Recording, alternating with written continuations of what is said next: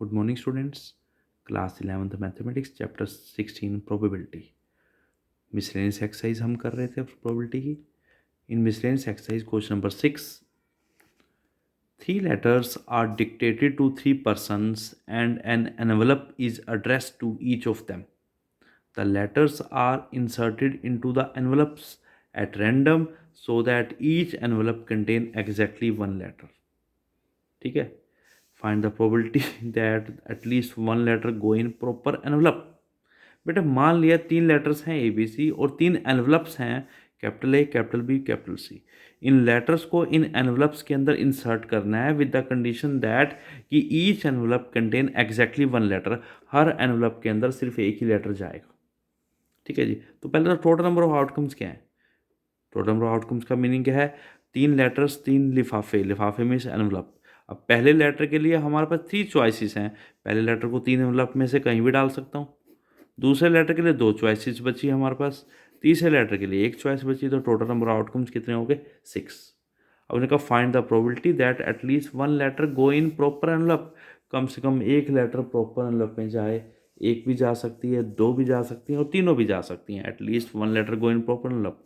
Case 1, when one letter go in proper envelope, when one letter go in proper envelope, इसका meaning क्या है बेटा कि मैंने कहा जब एक लेटर प्रॉपर एनवलप में जाए, दिस मीन्स ABC 3 एनवलप्स हैं। ठीक है जी। उसने कहा कि एक लेटर प्रॉपर एनवलप में जाए। ये तो नहीं उसने कहा कि कौन सी लेटर प्रॉपर में जाए, तो हमें वो सारे केसेस लेने पड़ेंगे।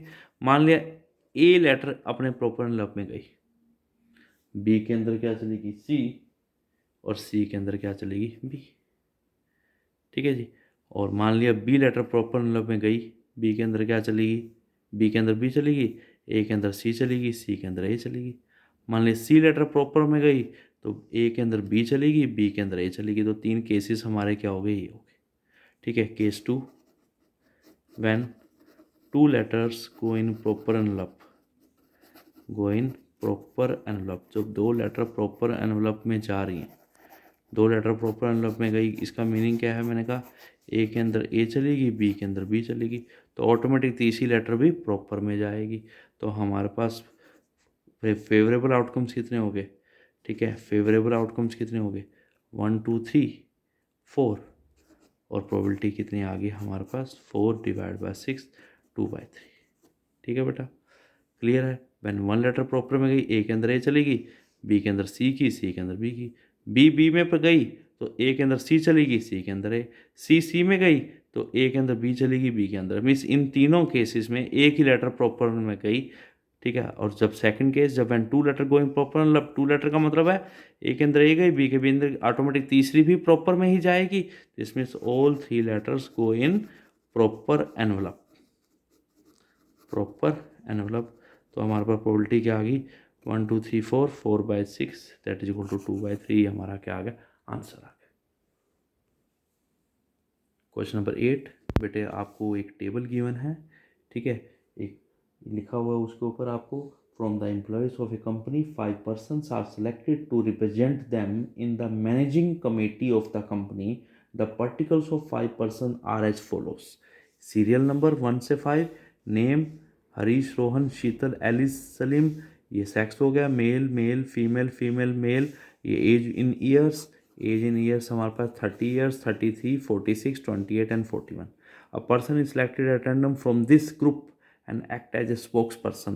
A person is selected at random from this group and act as a spokesperson. What is the probability that spokesperson will be either male or over 35 years? Spokesperson will be either male और और का मतलब है union, और का मतलब union. ये है ए इवेंट, ये है बी इवेंट। तो ए इवेंट क्या है, selected person is male, means spokesperson is male। और बी क्या इवेंट है, spokesperson is over 35 years। ठीक है जी। ये ए है इधर मेल, मेल का मतलब है सिलेक्टेड पर्सन इज मेल, और बी का मतलब selected person is over 35 years। तो मुझे ए यूनियन बी निकालना है। ठीक है। तो probability of A union B मुझे फाइंड आउट करनी है। यूनियन का मतलब है और। अब probability of A union B का फॉर्मूला क्या है हमारे पास, probability of A plus probability of B minus probability of A intersection B. अब प्रोबेबिलिटी ऑफ ए का मतलब क्या है हमारे पास, मेल। अब मेल की प्रोबेबिलिटी क्या है, देखो मेल कितने हैं इसमें, मेल कितने हैं 1 2 3, 3 मेल्स हैं, 3 divide by 5। Spokes person will be over 35 year, over 35 year से ज़्यादा एज। 35 ईयर से ज़्यादा क्या हो गया, एक तो ये पर्सन हो गया और एक ये पर्सन हो गया, तो कितने आ गए हमारे पास 2/5। ए इंटरसेक्शन बी का मीनिंग है कि जो दोनों क्वालिटी शो करे, वो मेल भी हो और वो 35 ईयर से ज़्यादा भी हो।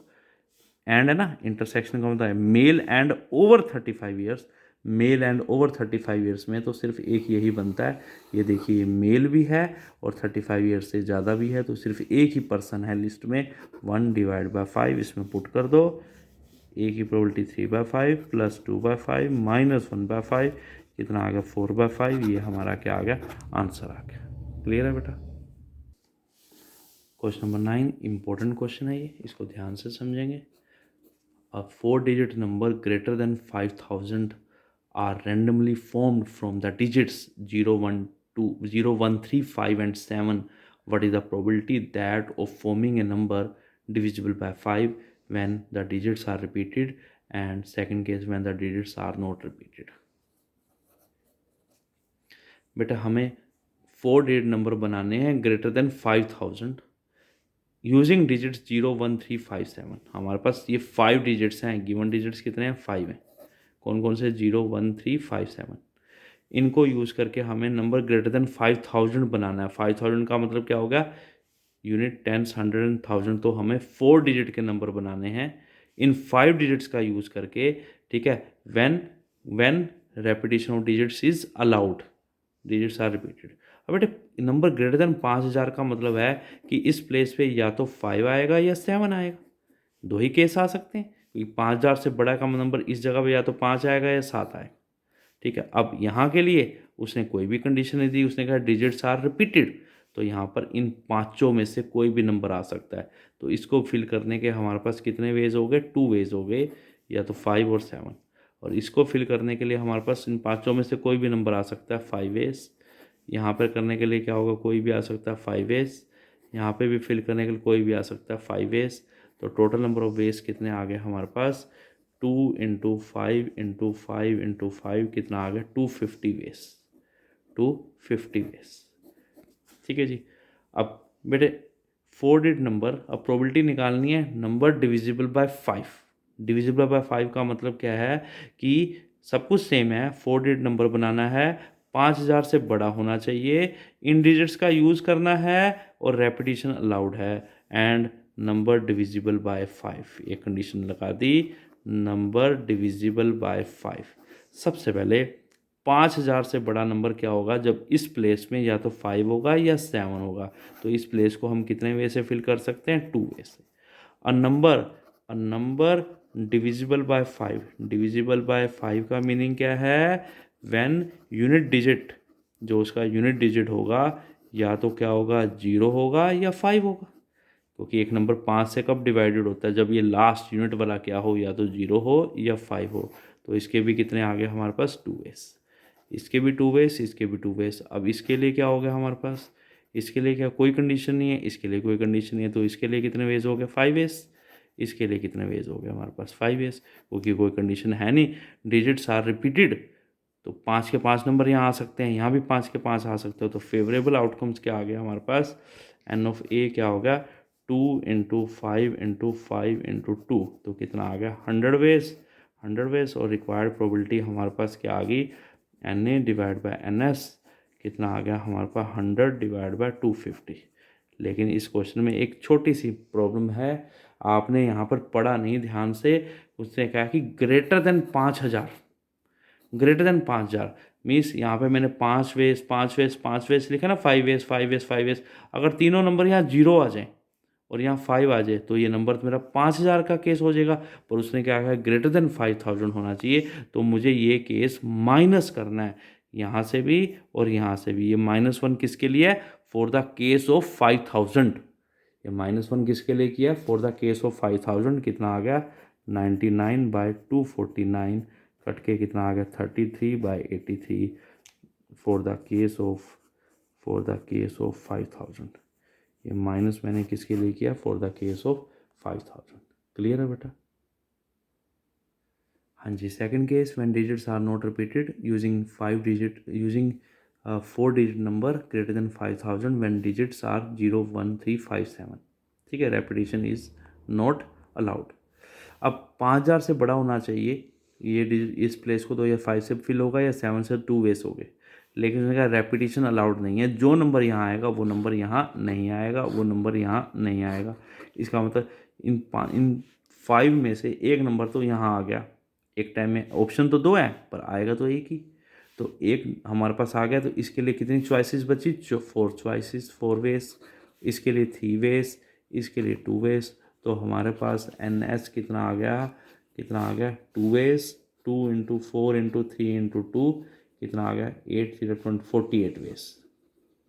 अब नंबर डिविजिबल बाय 5 की प्रोबेबिलिटी बतानी है। सारी कंडीशन ये है डिजिट्स आर नॉट रिपीटेड, 5000 से बड़ा हो और यूजिंग डिजिट्स 0 1 3 5 7। तो 2 केस हैं इसमें, ये केस 1, ये केस 2।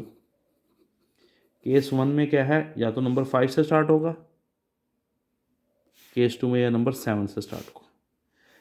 डिविजिबल बाय 5 का मतलब लास्ट में क्या आना चाहिए, 0 आना चाहिए। अगर वो 5 से स्टार्ट हो रहा है तो एंडिंग में सिर्फ 0 आएगा, क्योंकि 5 तो यूज़ हो चुका है, जो यूज़ हो गया वो यहाँ नहीं आएगा। तो इसके लिए क्या है 1 वे, और इसके लिए भी क्या है 1 वे। ठीक है, और 2 नंबर हमारे ख़त्म हो गए 5 में से, 0 और 5। इसके लिए कितने वेज बचे, 3 वेज। इसके लिए कितने बचे, 2 वेज।